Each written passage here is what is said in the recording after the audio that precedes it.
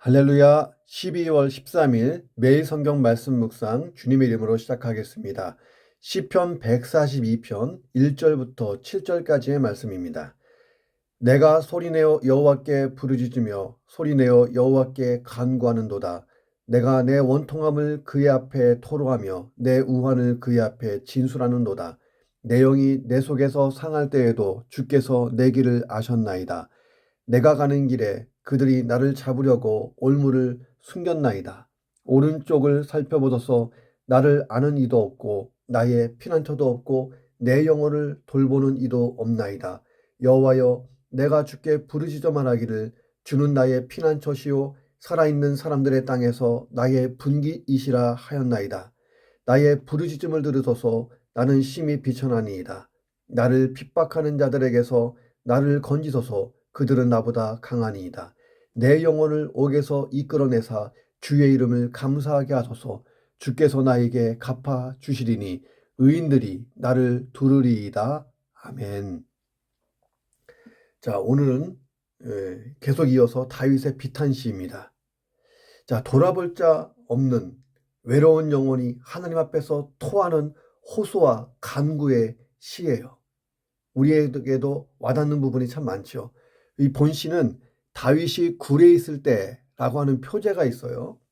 사울의 박해를 피해서 도피하던 때에 지어진 시다 하는 거예요. 자, 여기서 이 굴은 아둘람이라고 하는 굴을 의미합니다. 성지순례를 가면 꼭 그 굴 속에 한번 들어갔다 올 수가 있어요. 자, 이때 다윗은 핍박하는 자들에게서 둘러싸여 있었으면서 그를 돌보아 주거나 관심을 가져주는 사람이 아무도 없는 그런 상황이었습니다. 자, 본시는 이렇게 모든 이로부터 버림을 받고 저항할 힘마저 완전히 소진하고 말았던 바로 그때 다시금 마지막 남은 힘을 기울여서 하나님께 자신의 고통을 호소하면서 구원을 간구한 시입니다. 이 본문을 묵상합니다.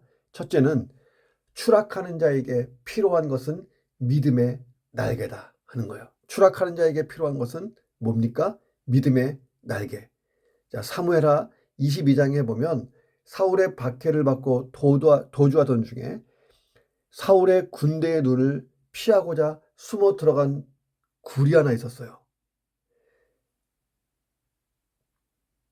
다윗은 사울의 집요한 추격을 피하고자 광야 생활을 전전하면서 곳곳에 존재하던 이 굴들을 그의 거처로 삼아 살았습니다. 지금도 그 엔게디라고 하는 그 곳에 가보면 이 곳곳에 굴이 이렇게 파져 있는 것들을 이렇게 볼 수가 있습니다. 그 굴들을 보면 다윗이 이 굴에서 저 굴로, 저 굴에서 또 이 굴로 이렇게 도망자의 삶을 살았구나 하는 것을 생각해 볼 수가 있습니다. 자, 다윗이 이 굴에서 얼마나 비참한 생활을 감수했을까요? 생각해 보세요. 이 굴이라는 곳, 캄캄하고 칙칙하고, 이 굴은 인생의 가장 비참하고 고통스러운 밑바닥을 의미하고 있습니다. 더 이상 어찌할 수 없는 인생의 막다른 길, 이게 다윗에게 있어서는 아둘람 굴이었다는 거예요. 아둘람 굴, 바로 이 굴에서, 이 지점에서 다윗이 절규하듯이 하나님께 부르짖는 거예요. 내가 소리내어 여호와께 부르짖습니다. 소리내어 여호와께 간구하고 있습니다. 이렇게. 자, 2절에 보니까 내가 내 원통함을 그의 앞에 토로하며 내 우환을 그의 앞에 진술하는도다. 자, 여기서 이 원통이라는 말은 원래 이 덤불이라는 의미를 가지고 있어요. 억울한 사연이 얼마나 크고 많은지 덤불, 그냥 첩첩이 쌓인 그 덤불 같다. 원통하다. 자, 이 덤불. 자, 이것을 비유적으로 말한 것입니다. 다윗은 이 모든 사연을 하나님께 숨김없이 지금 털어놓고 있는 거예요. 사울과 그 무리에 의해서 박해를 받는 괴로운 심정을 하나님 앞에 모두 토하면서 하소연하는 다윗의 절박한 상황을 우리가 그려볼 수가 있습니다. 자, 지금 이 상황에서 유리한 고지에 있는 사람은 사울이에요. 사울이 다윗을 잡고자 온갖 유언비어를 다 퍼뜨렸을 거예요. 높당의 제사장들과 그 일가에게 그냥 초토화시켰잖아요. 다윗을 숨겨줬다고. 숨겨준 것도 아니고 다윗이 방문해서 왕의 명령을 수행 중입니다 하면서 필요한 것들을 좀 얻고 그랬는데 이것이 오해가 돼서 사울이 그냥 일벌백계한다고 제사장들을 다 죽였잖아요. 높당에 있는 사람들을 위협해서. 그 주변에 있는 모든 사람들 다윗과 절대 손잡을 수 없게 만들어 놨습니다. 자, 생각해 보세요. 다윗이 무슨 죄를 사울에게 졌습니까? 그가 한 일이 뭐예요? 악신에 사로잡힌 사울을 위해서 수금을 탔고 이스라엘을 위해서 골리앗 블레셋을 물리치고자 죽기를 각오하고 싸우고 했던 것, 이게 전부잖아요. 그런 다윗을 모함하고 모욕하고 죽이려고 한 사람이 사울이에요. 이보다 억울한 사람 또 있을까? 참 다윗 억울한 사람이에요. 자, 우리가 인생을 살다 보면 다윗처럼 완전한 벼랑 끝에 몰리는 그런 상황을 맞을 때가 있습니다. 이런 극한 상황은 어떤 특정한 계층의 사람에만 찾아오는 것이 아닙니다. 내일 그런 일이 일어날 수도 있잖아요. 누구에게나 열려있는 상황이라는 거예요. 자, 이렇게 추락할 때, 상황이 막 급변하고 추락할 때 필요한 게 뭐예요? 믿음이라고 하는 날개를 확인하는 거예요. 믿음이라는 날개를 펴지 않는 한 안 되는 거예요. 자, 벼랑 끝에서 아래로 밀려 떨어져도 날개가 있으면 이 상황이 위기가 되지 않고 오히려 더 높은 하늘로 비상할 수 있는 기회가 되는 것입니다. 다윗은 하나님께 모든 소망을 두고 지금 믿음의 날개를 펴는 중에 이 기도를 드리는 거예요. 자, 그가 믿음의 날개를 펴지 않았다면 이 시가 존재하지도 않았을 거예요. 다윗은 스스로 목숨을 끊고 싶었을 것입니다. 자, 오늘 나의 이 상황, 내가 맞는 상황이 정말 위기 상황입니까? 위기 상황이 문제가 아니고 내게 있는 믿음의 날개, 이것을 피는 거예요. 나에게 믿음의 날개가 있다는 것을 확인하는 것, 나에게 믿음이 있는 것, 이게 더 큰 문제입니다. 믿음이 있으면 믿음은 언제든지 상황을 이기게 돼 있잖아요. 오늘 내 믿음의 날개를 다시 점검하고 필요하다면 더 크게 피시기를 주님의 이름으로 축원합니다. 두 번째, 혼돈과 어두움에서 갈 길을 인도하시는 하나님만을 의지해야 됩니다. 다윗은 내 영이 내 속에서 상할 때에도 주께서 내 길을 아셨나이다 라고 고백해요. 지금 다윗이요, 심리적 공황 상태에 빠졌어요. 오늘 밤에 죽을는지 내일 죽을는지 죽음과 나 사이의 거리가 한 걸음뿐이다, 이렇게까지 고백했으니까요. 아무런 소리도 들리지 않고 아무 생각도 나지 않는 심리적 공황 속에서 사람이 죽음의 위협을 당하면요, 그런 공황이 오는 거예요. 그는 길을 잃고 쓰러질 위기에 처해 있었습니다. 자, 그런데 역사를 보면 다윗이 길을 찾아서 잘 갔다라고 증거하고 있어요. 왜? 다윗의 갈 길을 하나님은 이미 알고 계셨기 때문이에요. 하나님은 다윗을 주시하고 계셨고 다윗은 하나님만 절대적으로 붙들었을 거예요. 절대적으로 붙들었으니까 길 대신 하나님, 다윗의 인생길을 다 알고 계신 하나님이 그냥 길을 인도해 주신 것이죠. 다윗은 내가 가는 길에 그들이 나를 잡으려고 올무를 숨겼습니다 라고 말해요. 다윗의 눈에 보이지도 들리지도 않는 악인들이 펼쳐놓은 함정이 곳곳에 있는 거예요.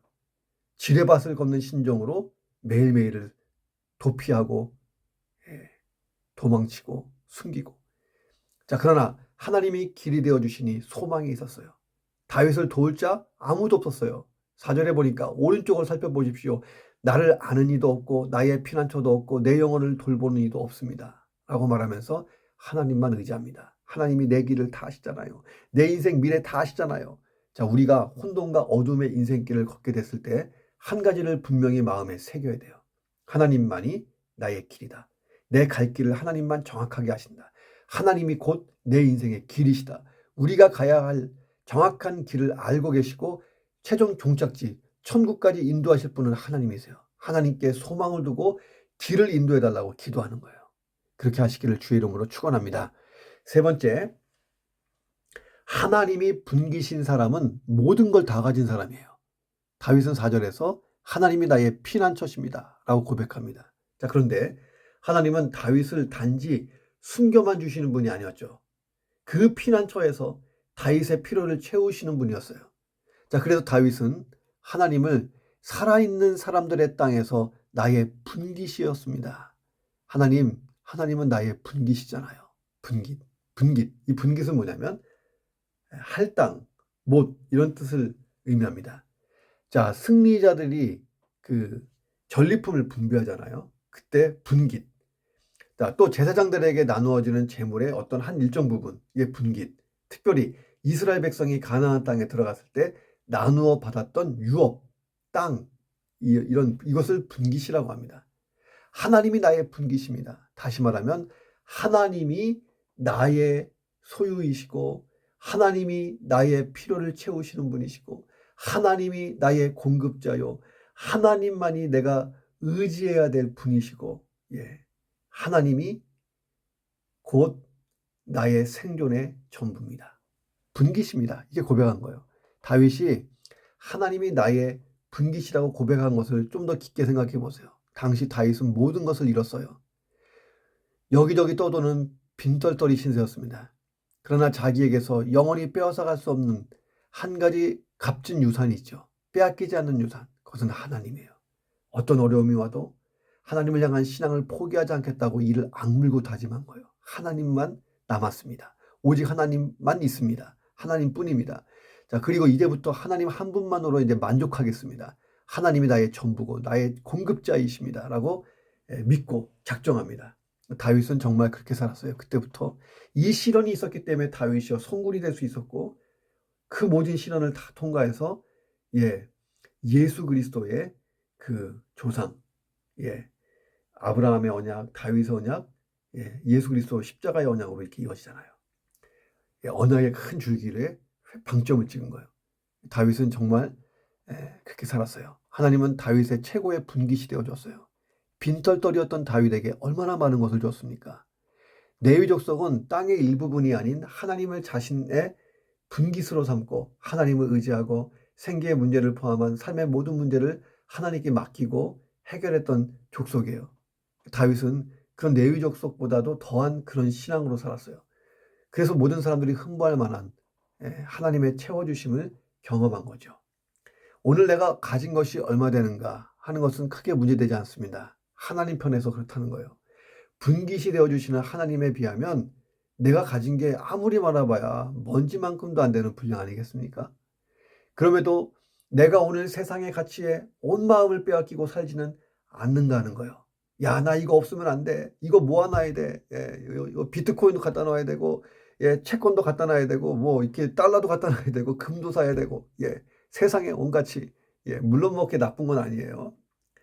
자, 입술로는 하나님이 나의 분깃입니다라고 고백하지만요. 나의 모든 소망이 어디 있는 거예요? 돈과 명예와 권세와 권력과 편안함과 막 이런 데 있다면 이 앞뒤가 안 맞잖아요. 하나님이 나의 분깃심으로 하나님이 내게 주신 돈과 명예와 권세와 권력을 마음껏 내가 주물르고 주를 위해 복음과 교회와 하나님 나라 위해 많이 쓰고 남겨두고 나누어 주고 하겠습니다.